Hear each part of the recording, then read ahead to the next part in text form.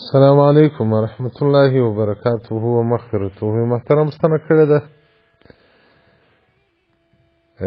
یو نارینه په روژه کې د خپلې ښځې سره بازي کړې دي، جماع نه ده کړې،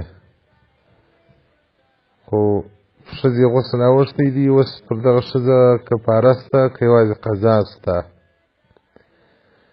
نو محترمه فقهای کرام وایي که چیرې جماع وشي د ښځې سره او یا د ښځې شهوت سوړ سي یا د نارینه شهوت سوړ سي، هغه جماع ونه سي، نو په دغه صورت کې علیه القضا، پر دغه نفر باندې قضا ده دون الکفاره، کفاره نشته. فتاوی هندیه جلد اول صفحه الفصل الخامس او دغه رنګه هندیه جلد اول صفحه 215 الباب الرابع او دغه رنګه رد المحصار جلد دوم صفحه 3 کتاب الصوم مطلب فی حکم الاستمناء بالکف. نو محترمه پر دغه زنانه باندې کفاره نشته چې معذوره سوې ده، قضا د هغه روژې ورباندې شته.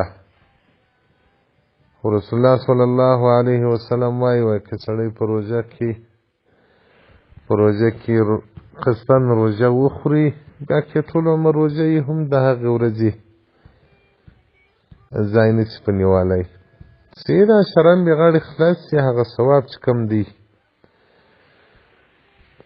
نو دا بعضې نارینه او ښځینه د شهوت ښکار شي په روژه کې، نو تاسې کوشش وکړئ چې د یوه روژه مبارک په داسې طریقه باندې ژوند کې وکړئ چې هغه د شهوت ښکار نه شي کوي. احتیاط وکړئ، که یو سړی په ځان باور نه لري په کوټه کې پرېوځي، له ښځې سره دي، بیا په خونه کې نه پرېوځي. والسلام علیکم ورحمة الله وبرکاته.